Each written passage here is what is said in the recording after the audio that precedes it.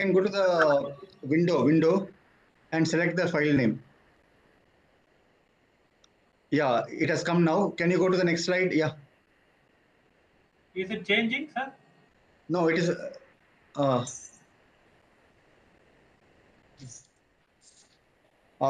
Good evening, Swami.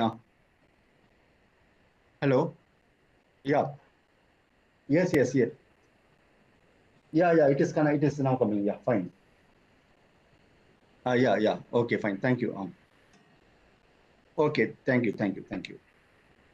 Yeah. Yes. Sudheesh, can you just go to the next slide? Actually, the slide number 2. Yes, it is going. It is going fine. Sir, now but it is not in the full screen mode, right? No problem. I think sometimes the problem comes in the full screen actually. So you can carry on like this also. No problem. Okay. So we can go to the first slide actually. Slide number 1. Yeah. So what I'll do is, firstly I'll introduce you. After that, we can start the presentation. Okay. Okay. So I think we can start now. It is 4 o'clock, and I think it is connected to the YouTube also. Yeah. Okay. So we'll start. So good evening to all the esteemed members of the Ocean Society of India, ladies and gentlemen. The Ocean Society of India conducts the invited talk as part of the OSA webinar series once in every month. And this talk is arranged from eminent scientists, engineers, academic professionals working in the broad areas of atmospheric and ocean sciences, ocean engineering and technology. And this webinar is mainly targeted for students, research scholars, scientists, engineers, and working professionals in the broad areas of atmospheric ocean science, ocean engineering technology disciplines, with a motive to impart and improve the knowledge benefiting the OSA community. So I request all the members to actively participate and get involved in all the lectures under the OSA webinar series that would be held every month. So on behalf of the Ocean Society of India, it is my proud privilege to welcome today Dr. V. Sudheesh from the Central University of Kerala, Kasaragod, for this invited talk today. So Dr. Sudheesh will be delivering a talk on the topic oxygen deficiency and biogeochemical response in the Eastern Arabian Sea, a topic of relevance and very important for the oceanographers, biologists, and allied disciplines. Now, Dr. Sudheesh has obtained his master's degree, MSc, in hydrochemistry during 2011 and PhD in marine science from CUSAT Cochin during 2018 on the topic influence of upwelling and seasonal anoxia, hypoxia, and the greenhouse gases over the sea's shelf.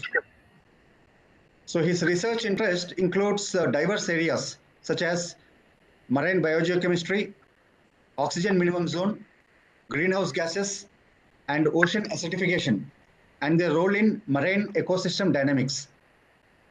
So Dr. Sudheesh has served as a core committee member of the International Indian Ocean Expedition Phase 2 Early Career Scientist Network and also a governing council member for the Ocean Society of India.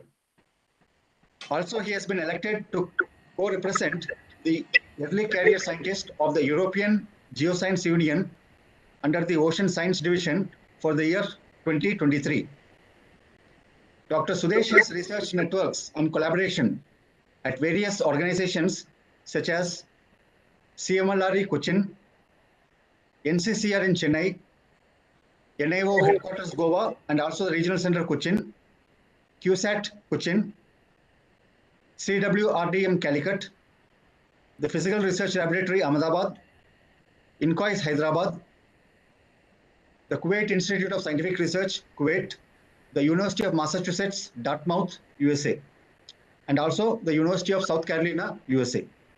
So he was awarded the SOLAS US International Travel Grant during the year 2021 and the DST India International Travel Grant in the year 2021. IOC UNESCO International Travel Grant during 2019, the European Geophysical Union International Travel Grant during 2019, and NF-POGO Center of Excellence Scholar during 2016-2017, and International Travel Grant by IMBER in 2014. Dr. Sudheesh has participated in 3 oceanographic research expeditions on board FORV Sagar Sampada, ORV Sagar Kanya, RV Hennig, which is a German vessel, RV Tan Ka Ki in Chinese, with a total number of approximately 250 days spent in the sea. So he is also an associate editor in the Frontiers in Marine Science, Biogeochemistry, a core committee member of International Indian Ocean Expedition, ECSN, during the year 2022-2024. And he has published about 24 articles in peer-reviewed national, international, reputed journals, and also delivered several invited and lead talks. So with this brief introduction, it is my proud privilege to kindly invite our speaker for today, Dr. V. Sudheesh, to deliver his talk. And it is also requested that the questions and answers session will be attended after completing the talk. And the participants actually can put the questions in the chat box for the speaker. Thank you very much.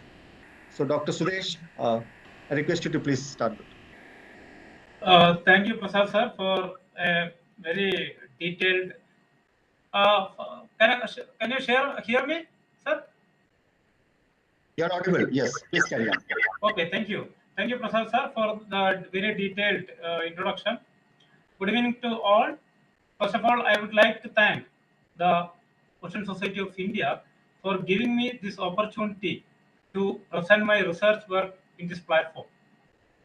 Presently, I am working as a technical officer at the Central University of Kerala, Kasaragod, and all the results presented or the data presented in this presentation are done or are collected as a part of Cyber or MEDAS program of Ministry of Earth Sciences during my tenure at the Center for Marine Living Sources and Ecology.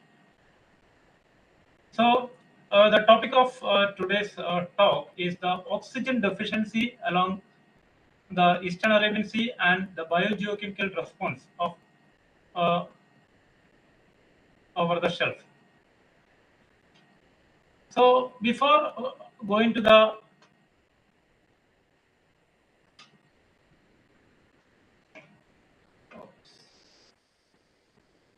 sir, is it moving? No, the slide, it is still in the first slide. Yeah. Now it is okay. Now it is okay. Yeah.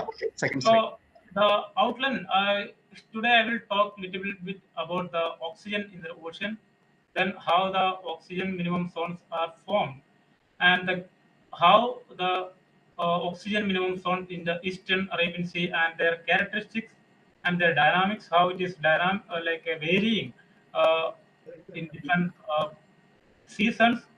Then how this oxygen minimum zone is dynamically linked with the shelf region, especially during the time of upwelling, and about the seasonal oxygen deficiency because of this erosion of oxygen minimum zone to the Indian shelf and the biogeochemical response of the Indian shelf.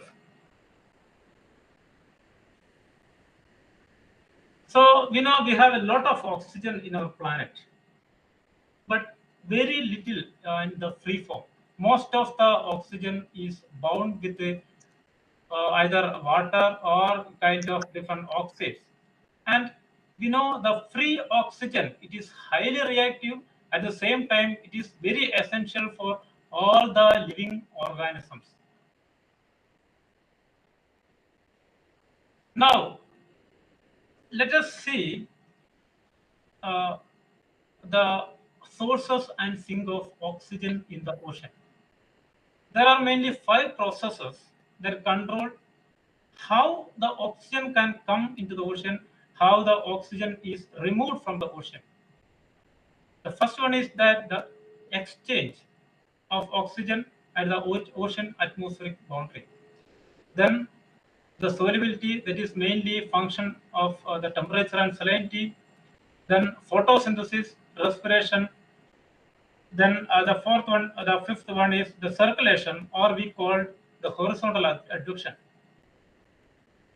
Because we know the ocean is not stagnant; it is a moving ocean. So if there is a gradient in oxygen, the oxygen can be diffused, or the oxygen can be uh, brought from higher to lower side.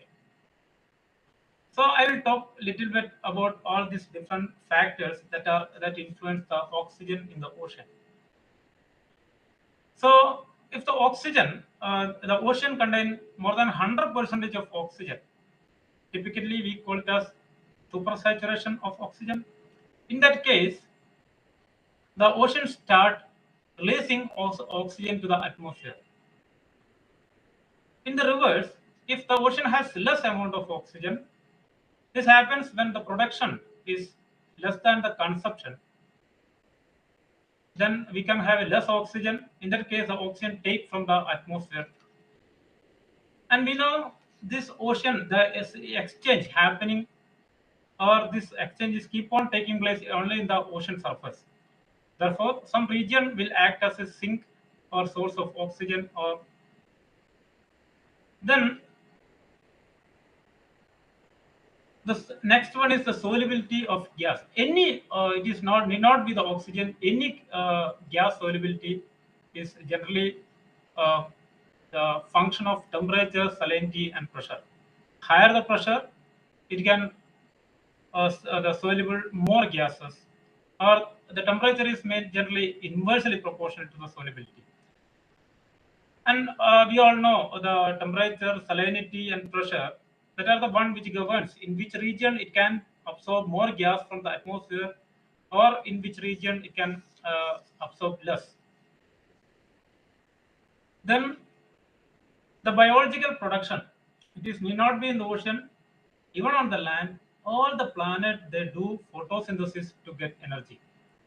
So during the photosynthesis process, they take solar energy from the sun, then carbon dioxide that is dissolved in the ocean or from the atmosphere to form the organic matter and release oxygen. So this process, the photosynthetic process in the ocean, mainly occurs only in the top 100 to 150 maximum, or generally it is called as photosynthesis, photic zone, where the solar radiation is maximum. Whereas the respiration that occurs entire water column, and because of that, generally the water column, the ocean is dominated with the respiration process. Now, let us see the photosynthesis, the primary, the phytoplankton. We know it has very less half life. It is something like a day, or a few days, or a few weeks. Has The phytoplankton has a life of a day, or a few days, and once they dies, the phytoplankton, it starts sinking. So when it sinks, the bacteria come to action. The It will consume, or it will degrade the organic matter, and which utilize the oxygen and release the carbon dioxide and nutrients to the water column.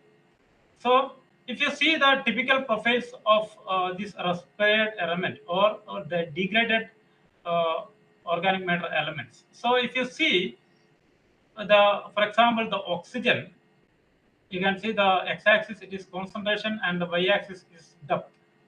So the high concentration of oxygen can be seen in the surface because of these different factors, mainly the exchange of oxygen with the atmosphere, as well as the photosynthetic release of oxygen.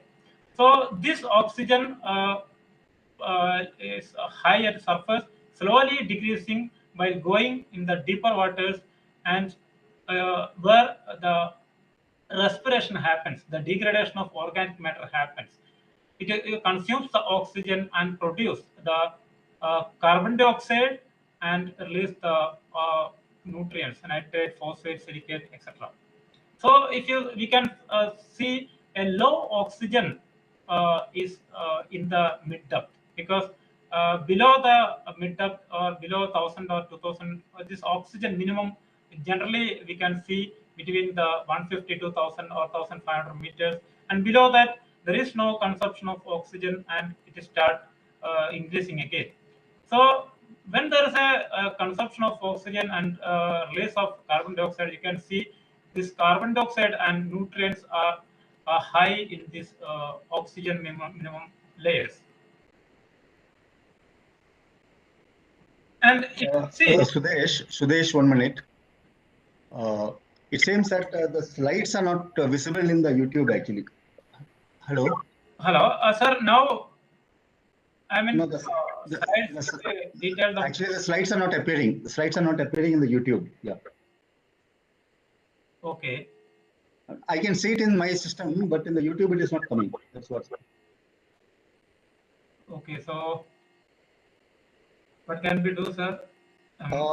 What you can do is you can actually send my email. If you're unable to share it from your side, you can send it to me. I can also, I can share it from my side also. Okay, okay. In that case, I will share to you, sir. You can send it by email. Then I will open it from here. Yeah. Yeah.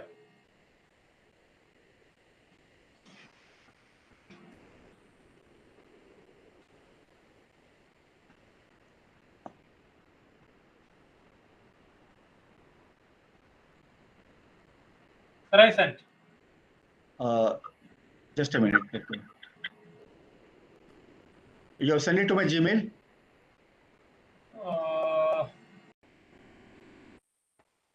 I'm sent to your, yes, Gmail. Okay, it has not yet come. I have not received it yet. Yeah, I got it now. I got it. Yeah. I got it. Just let me open this.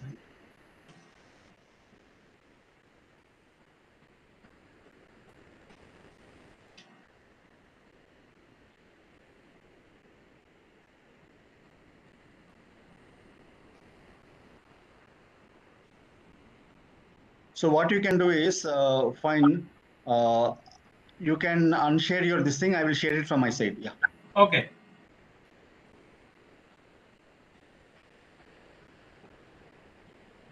You can unshare it. Yeah.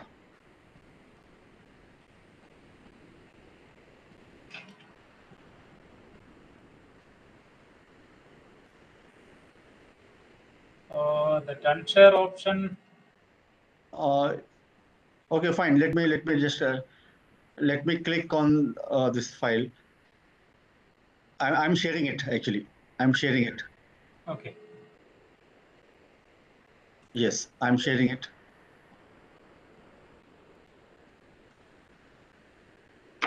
So let me go to the slide. I think you are talking about the typical vertical profiles of the transpired elements. Yeah. You can see my slide. Yeah, I can see, sir. Okay, fine. You are able to see the slides. I can see, sir. Okay, fine. I think that it's the slide number 8. Slide Yes. number 8. You can. I think the solubility of gases, and you have discussed about this. I think yes, the typical vertical profiles of the transpired elements. Exactly. Yeah. So I think yes, I'll make it full screen now. Yeah, you can just continue. Yeah. So look at the typical profiles of elements in the ocean. If you see here, the organic matter in the surface ocean, once it dies, it slowly sinks down. While sinking, the concentration is decreasing as it decomposes by bacteria. So if you see the oxygen, the concentration is presented in the x-axis, and the y-axis it is depth. So a high concentration of oxygen can be seen in the surface, in the surface of the ocean. Then, while going down, there is a decrease in oxygen, and slowly after a few, like after 1000 or 1500 meter depth, it start increasing.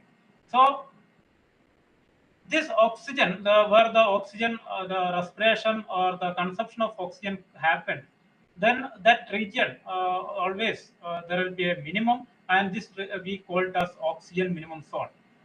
In this region, we can there's a accumulation of carbon dioxide as well as other nutrient species. So next, sir, next slide. Yes, yes. I'm going to the next slide. Yeah. Yeah.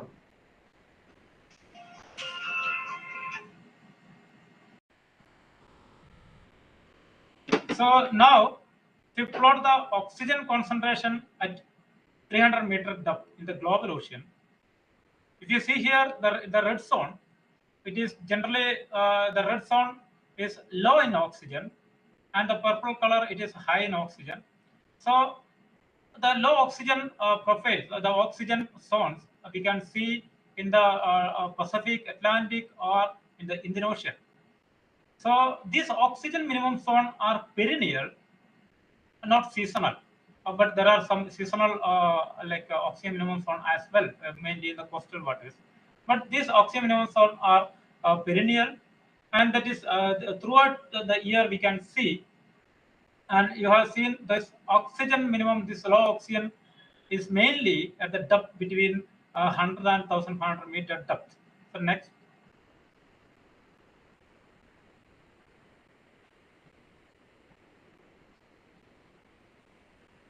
So next. Yeah. So if you see in the Arabian Sea, that is my most of the my works are concentrating at the Arabian Sea, and we can see a high production generally happens at the Western Arabian Sea, and the dominance of oxygen minimum zone generally happening in the eastern part of Arabian Sea. So almost all the so this region is very interesting to all the researchers, and we can see it is not the dominance of oxygen minimum on the eastern part, it is more thicker and intense compared to any part of the world. And this dominance of oxygen minimum zone is generally attributed to the weak mixing because of eddies or whatever the mixing the presentation of the or the weak mixing of in the intermediate waters through different water masses or the organic matter transport from the shelf region. So next, sir. And if you see the bioorgo floors, generally this bioorgo we generally use for the source of oxygen data. So this bioorgo floors, if you see, almost all the bioorgo available are in the central Arabian Sea, and no bioorgo are situated in the Indian EEZ or in the Eastern Arabian Sea.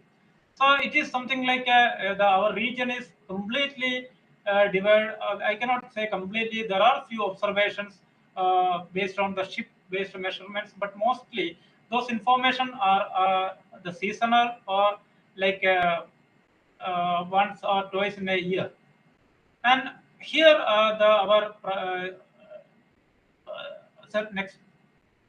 So this is our we have collected something like a repeated observation we have undertaken as a part of our MIDAS program of Ministry of Earth Sciences. We have gone through like a 10 transects from 6 degree to 21 degree north, from Cape to the Oka region, and these all the stations are within the Indian EEZ, where there is no bioorgo profiles are available.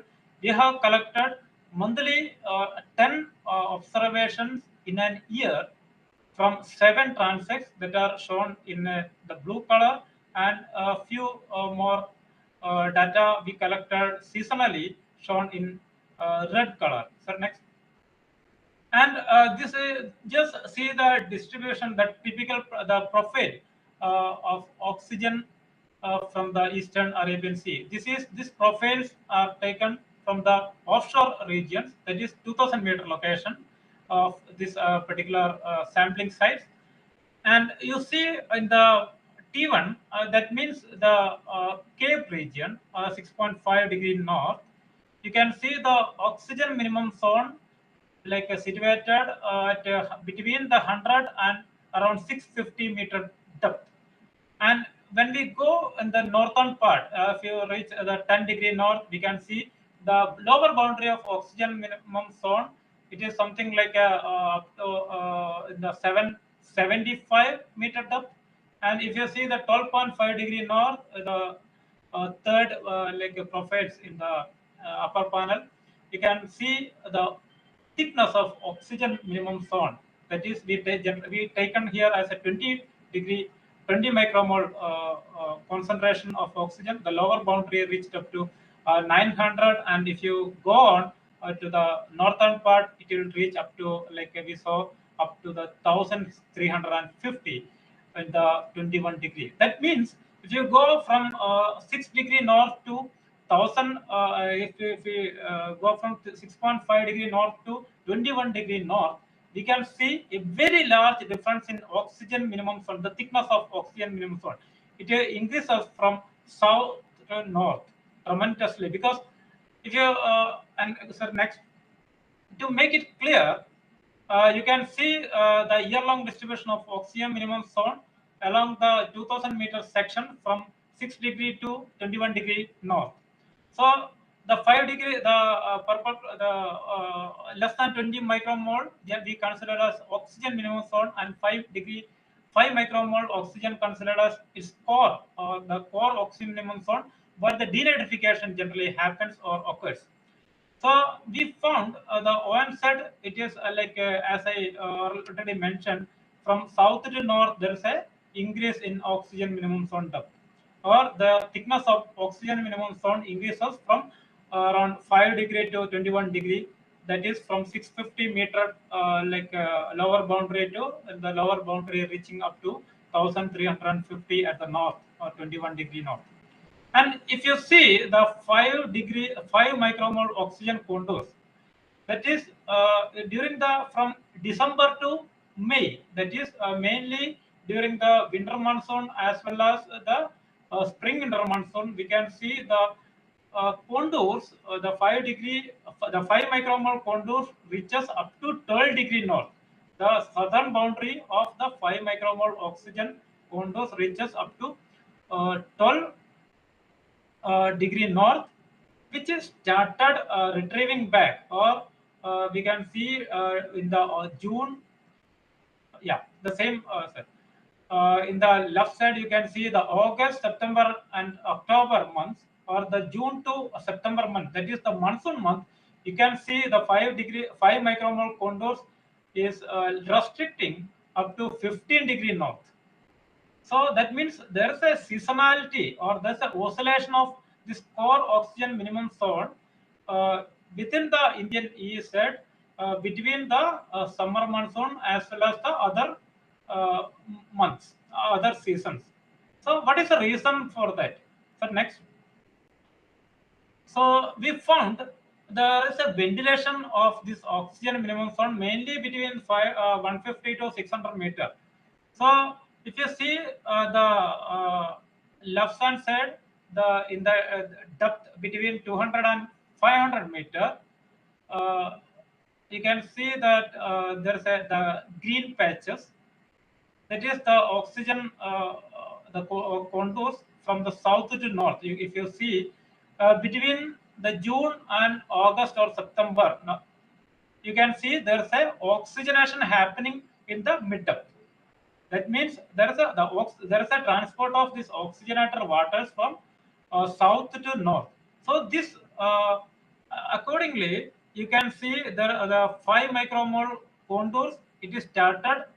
That means the oxygenated waters are coming from the coming through the mid depth from south to north, and the low oxygen zones, the core OMZ zone, the 5 micromole contours and 10 micromole contours, you can see it is restricting to 15 degree north. That means this restriction is or this oscillation of this core OMZ is mainly due to the intrusion of high oxygenated waters from south to north.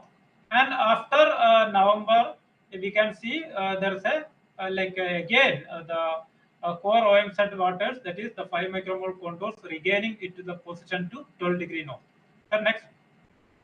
So if you see the concentration of this oxygen, the oxygen concentration, the average oxygen concentration in different months in the depth between 150 to 500, that is shown like the average, it is shown in the y-axis, and the latitude is shown in the x-axis.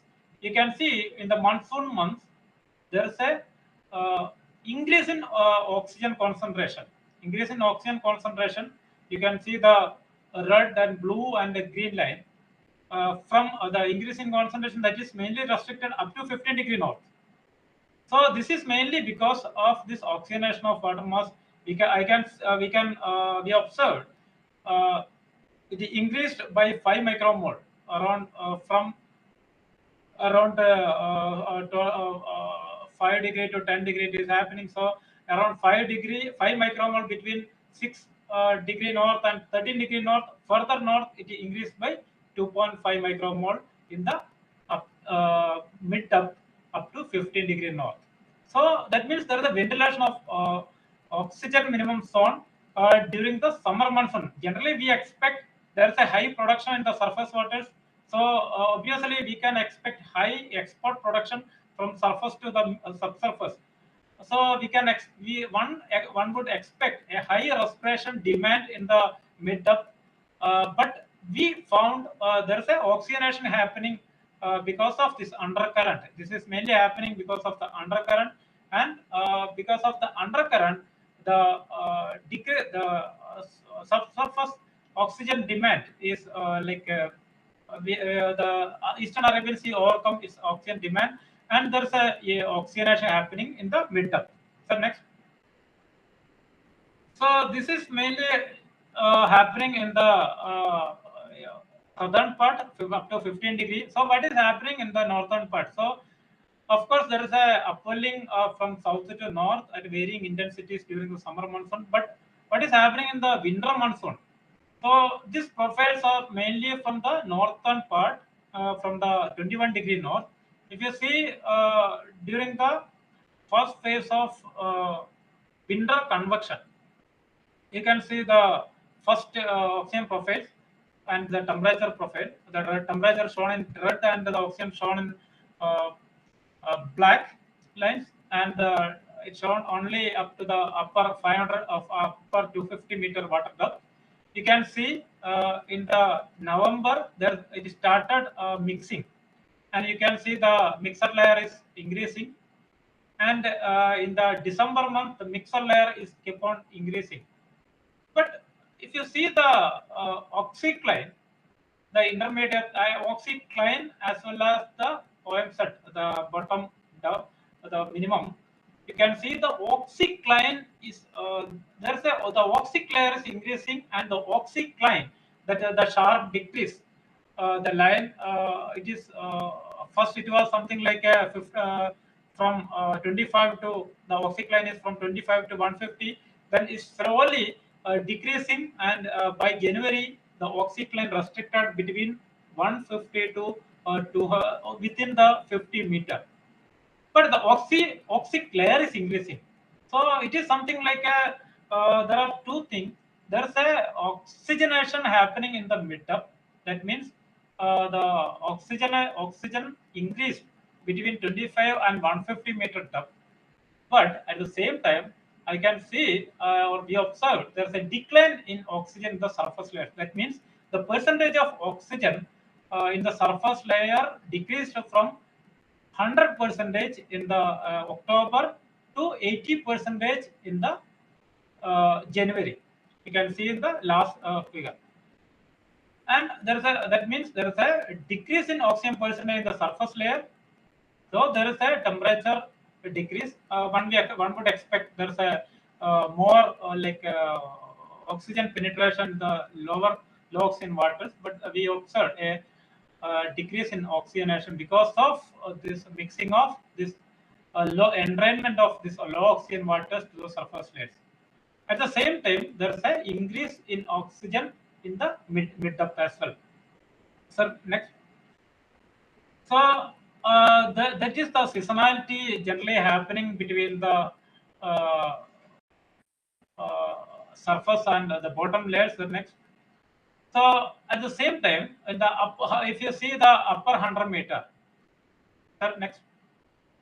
So there is a this low oxygen waters also during the upwelling it is entrained to the surface layers, or there's an expansion of or the extension of oxygen minimum zone because of the thermocline upliftment during the summer monsoon.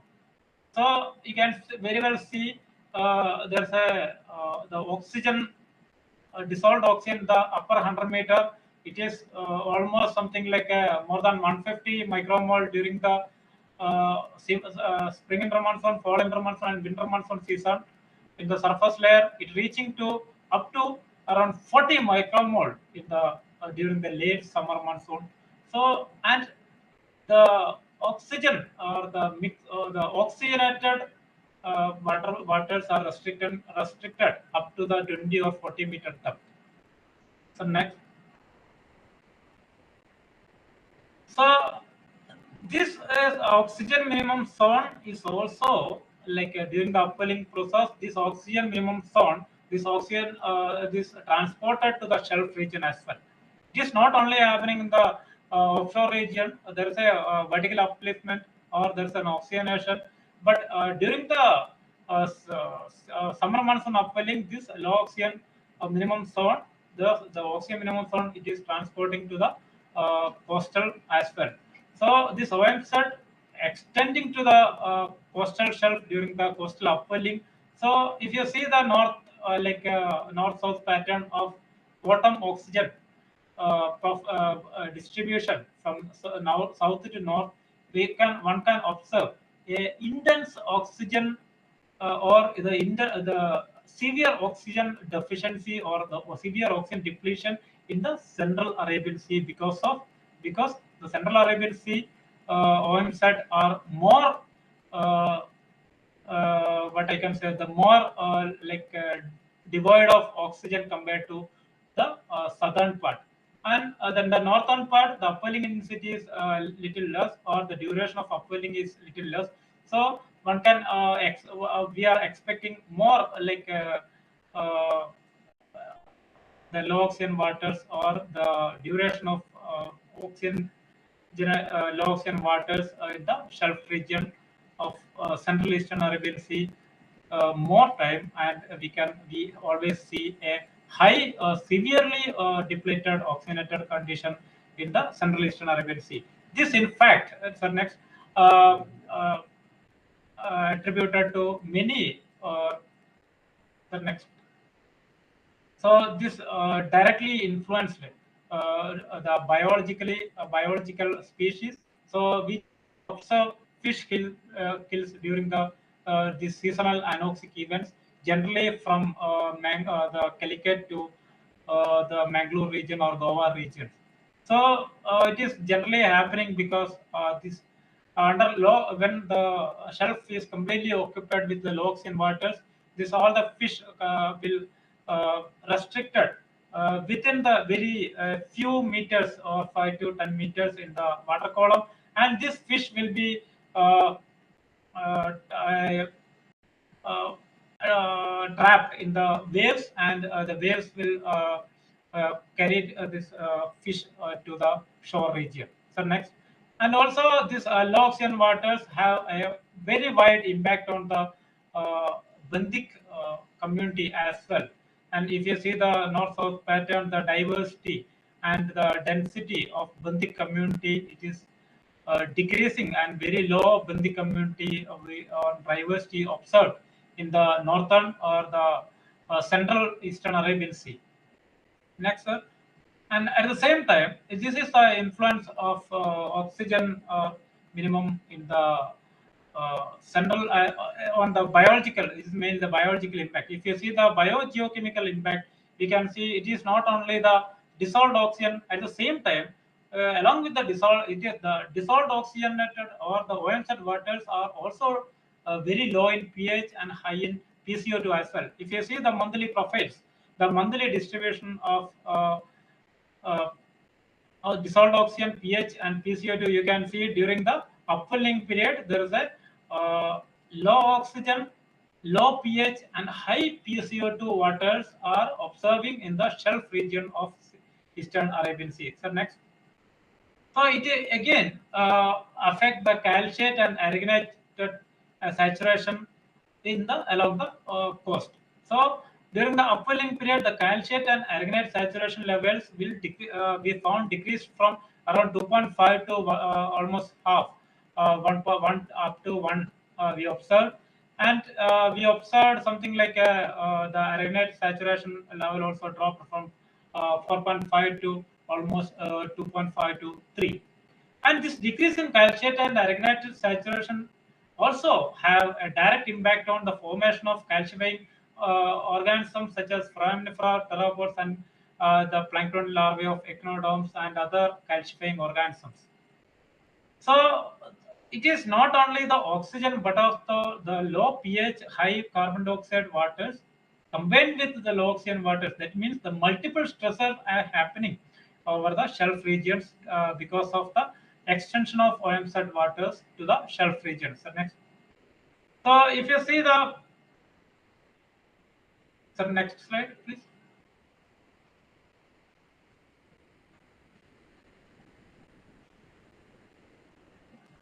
Sir, next slide.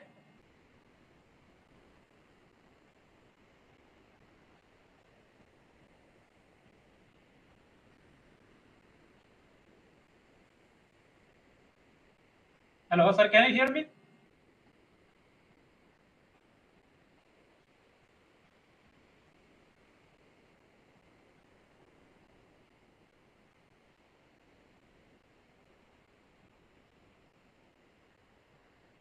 Can you hear me, sir? Yeah, please. So these multiple stressors have a direct and indirect effect on different like ecosystem process. So next, sir. So I will go quickly because the time is almost approaching. So if you see the biogeochemical cycling, it is not only the biological impact, there is a biogeochemical impact as well. So under the low oxygen, because of this low oxygenated waters, there's a huge amount of like a huge accumulation of nitrous oxide is happening because of the denitrification process happening over the region, and the region act as a very huge like flux of nitrous oxide during the upwelling process or during the seasonal anoxia over the western Indian shelf. So next. So it is not only the nitrous oxide, but the PCO2. If you see the oxygen versus PCO2 and oxygen versus nitrous oxide, we can very well.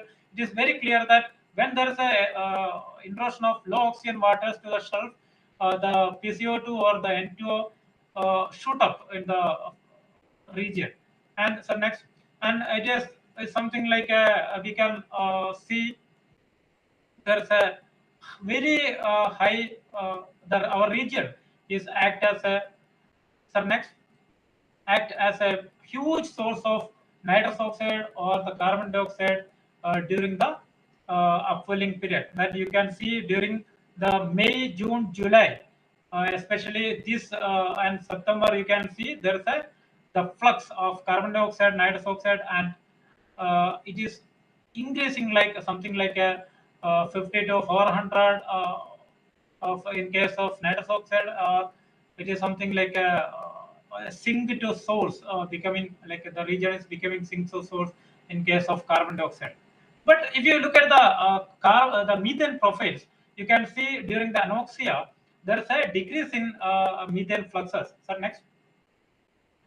So we found during the when the there is a next influence of anoxic waters over the shelf during the June, July, September months, there is a decrease in methane concentration.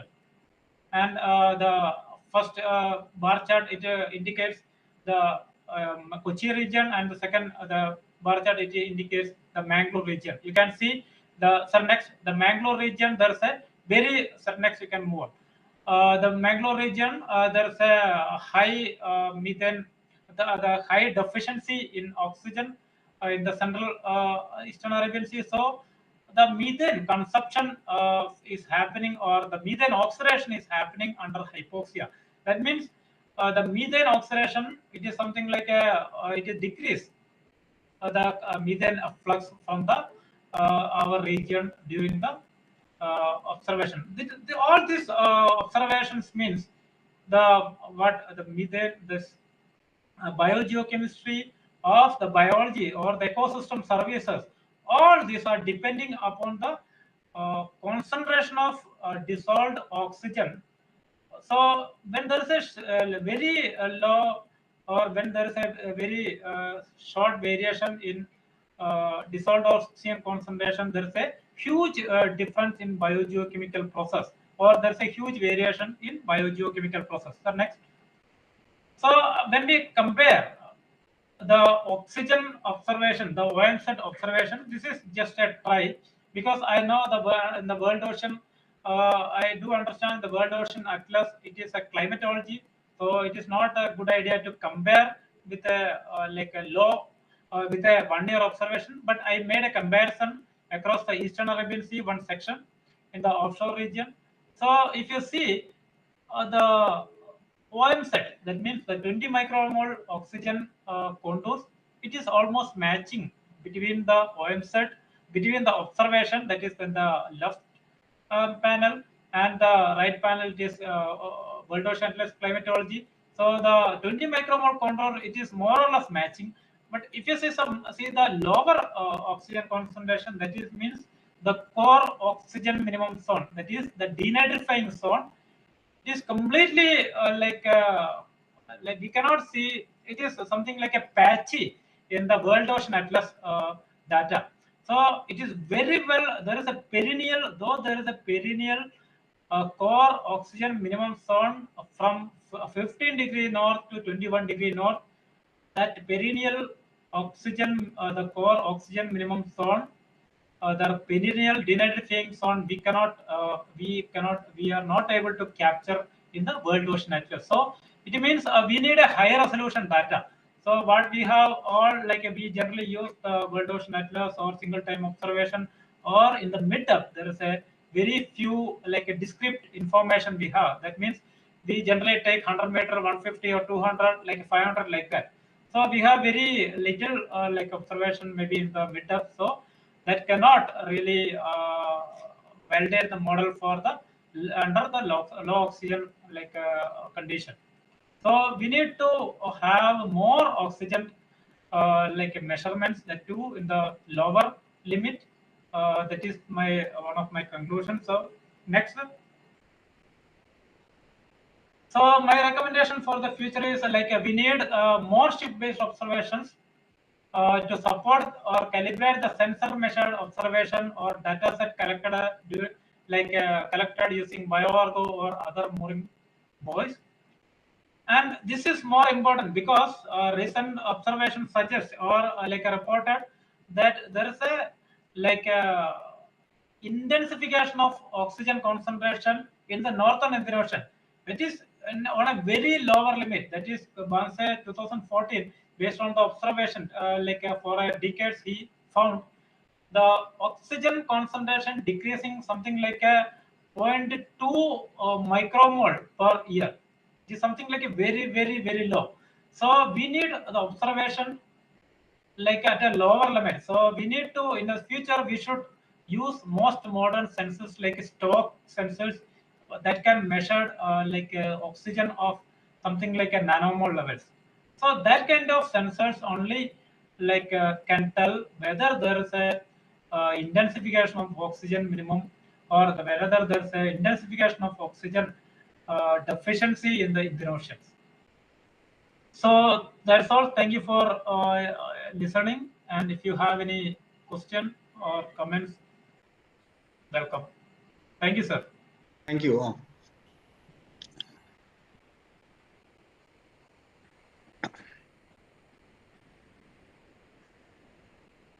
1 minute. Yeah. Stop. Yeah. Thank you. Thank you, Dr. Sudheesh.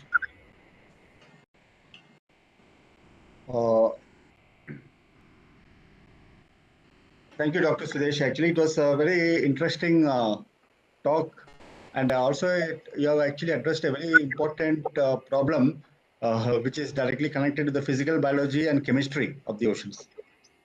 So, in your presentation, basically, you started with giving the general idea about the oxygen minimum zone, in which you have discussed about the source and the sink of oxygen in the oceans, and also the role of air-sea interaction and how the exchange processes basically happens. And thereafter, you also touched upon the solubility of the gases in the seawater and highlighting the importance of pressure, temperature, and salinity, all the three physical important parameters. Then you have also discussed on the biological production and consumption of oxygen, where the typical vertical profiles of the respired elements have been discussed. Then you have gone to the oxygen minimum zone in the global oceans, specifically on the dissolved oxygen at the 300 meters water depth. Then actually you covered also the dominance of oxygen minimum zone in the eastern part of the Arabian Sea, and where actually you highlighted that the Eastern Arabian Sea oxygen minimum zone is more thick and as well as more intense, and where the bioargo floats, basically the density of the bioargo floats, which also been showing is very important, and the importance of the ship-based measurements and the data collected which over different transects, and the importance of the mooring system that has been very clearly brought out in your presentation.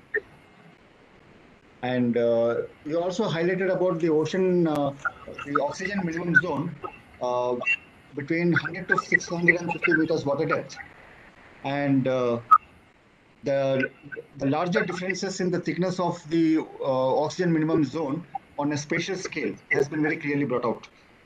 And thereafter, you also discussed on the year-long distribution of the oxygen minimum zone along the EEZ of India, wherein the importance of the ventilation in the oxygen minimum zone during the summer monsoon time, wherein the effect of, or you can say the role of underwater current has been clearly brought.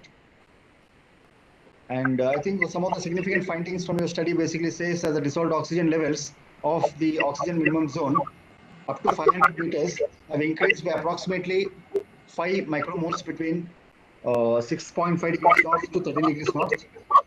And further north of it, actually, it increased by approximately 2.5 micromoles up to 50-degree north, wherein the entrainment of low oxygen waters versus the surface layer mixing of the northern regions in the Arabian Sea has been clearly brought out. You also discussed on the development of seasonal anoxia over the shelf regions over the western part of India and its relevance to the mass mortality of fishes during the seasonal anoxic events. And finally, you also concluded on the impact of oxygen on the epifaunal communities for the eastern part of the Arabian Sea, where you have made a comparison of the dissolved oxygen, pH, and PCO2 parameters. I think it's a very, very interesting study, and the topic is very important. Uh, and this Arabian Sea region is basically quite active. And I have actually jotted down some few questions. Let me see the chat box. I'll just 1 minute. I will see if there are any questions in the chat box. Just a minute, yeah.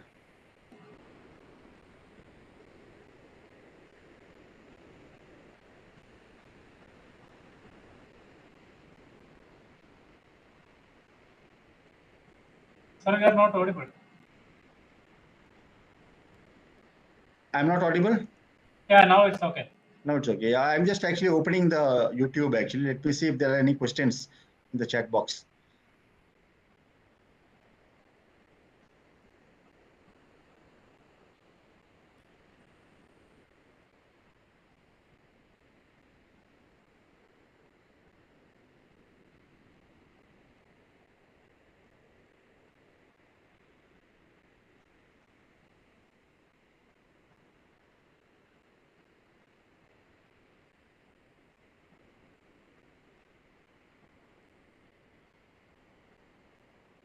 Sorry, you are not audible.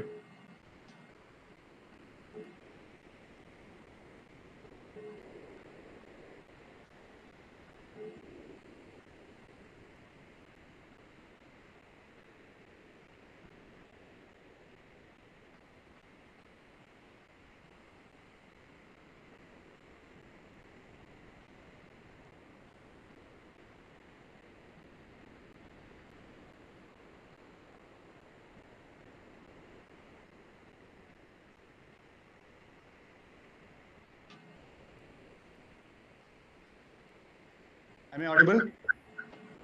Yes, sir. Now. Am I audible, Sudheesh? Can you confirm? Sir, I can now you're audible. Okay, fine. So I have a couple of questions that I have noted down. Like when we look into a longer time series of data, like let us say the last uh, several decades, there is a understanding that the Indian summer monsoon is weakening. In general, there's a weakening of the Indian summer monsoon. So my question is actually how this can affect the oxygen minimum zone ventilation especially during the summertime. Are you finding it? Yeah. So that is a very interesting question, but I am not sure whether I could be able to answer or not. But Okay, in my fine. opinion, Fine. And that is one part. The second part of the question is also the strength and variability of the undercurrent is also changing. It is very clearly seen in the global ocean. There are variabilities of the currents that are seen at the surface as well as subsurface. Both are changing. So, exactly. okay, yeah. So actually, we had a lot of discussion regarding this, especially with Dr. Smita and all very recently, and it is already reported in some of the other like Atlantic and Pacific there. Yeah. And even in the Indian Ocean, there's a because of this change in wind pattern or the change in intensity of wind and currents. Yeah. There is a kind of like a change, or there is a intensification, or there is a change in magnitude of this our West India coastal current and East India coastal current. So very recent information from Jay Narvekar and all, if you see, uh, even they were telling like because of this intensification, there is a change in salinity in the Arabian Sea as well. Okay. So that all suggests there is a change or there is a variation in current pattern, especially. So surface current, especially they were talking about. Yeah. So when there is a change in surface current, one should expect a change in the undercurrent as well. Yeah. So this is very important, like a question, like a very interesting inform. It will be a very interesting information if we could able to get a like information on whether there is a change in undercurrent pattern. Okay. So what I expect is like in some of the uh, like Atlantic, there's a very recently there was a paper published in Nature. Yeah, there was a paper actually that highlights actually the strength of the Gulf Stream is basically decreasing. Yeah, exactly. So it affects the oxygen minimum zone or the ventilation. Like they were telling, like there's a because it will overcome the ventilation due to this change in undercurrent, overcome the intensification due to climate change. Okay, fine. So this is my second question. When we look into the two semi-marginal water bodies, that is Arabian Sea and the Bay of Bengal, we found something very interesting in this. For example, when we look at the Arabian Sea, the ocean heat content is an integrated layer of the heat. We found actually there is a buildup of ocean heat content in the deeper layers in the Arabian Sea, but whereas it is opposite in the Bay of Bengal. So this can also impact the the oxygen minimum zone because it has a direct connection with the temperature. It is not only that it will affect the biogeochemical like a process of bacteria process as well. Exactly. Yeah. And now, actually, let me go to the chat box. I think there are a couple of questions in the chat box. The first question is from Dr. Baba sir.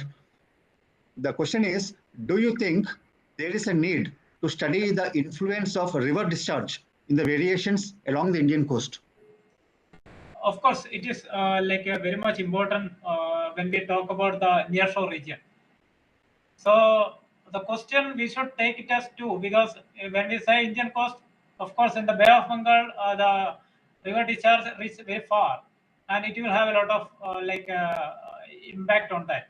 It's not only river discharge; it is the discharge of different particles, and those particles sinks very fast in the Bay of Bengal region, affect the OM set as well. So Thank in the case of Arabian Sea, this river discharge, what we found, the river discharge in the sense, the nutrients or the like impact of this different nutrients or different the impact of river discharge to the Arabian Sea, we found these are restricted only to the nearshore region, and that we very recently published in environmental research letters that these are restricted like only to the nearshore region, and beyond that we are not seeing any effect of this nutrient discharge due to like a river runoff like beyond the nearshore region. you. But in the nearshore region, of course, it is important because it will affect because of the stratification due to this river discharge and the high nutrient content. It will affect the OM set the oxygen penetration to the subsurface layers, and it can intensify the oxygen deficiency in the bottom level. Okay. So thank you. There is one more question that is from Hari Krishna Chari. The question is there any application to find out the fisheries zone by observing the oxygen distribution with the variation in the oxygen minimum zone depth? That is a tricky question, because it is something like a because there is no direct impact, because why we are seeing the fish accumulation in the surface waters is mainly because of the subsurface oxygen deficiency, but that we cannot really attribute to all other fish sources, because if you see in the open ocean, we cannot really find from the satellite or anything, okay, this oxygen minimum zone is something like this meter, or it is reaching very near to surface, but it is something like mainly linked to the high production as well. So we cannot directly link it to a particular thing, but it is like in the coastal region, of course, sometimes because of the low oxygen deficiency in the bottom waters, it join together, and it may sometimes trap to the waves. Yeah, thank you. So thank you, Dr. Sudheesh. So thank you very much, Dr. Sudheesh. It was a very interesting and enlightening talk, and it's a very important topic that you have addressed. And on behalf of the Ocean Society of India, I thank you very much actually for giving time to deliver this very interesting and excellent talk. Thank you very much. Thank you, sir. Thank you. Thank you, sir, for giving me this opportunity. Yeah, thank you. Thank you very much.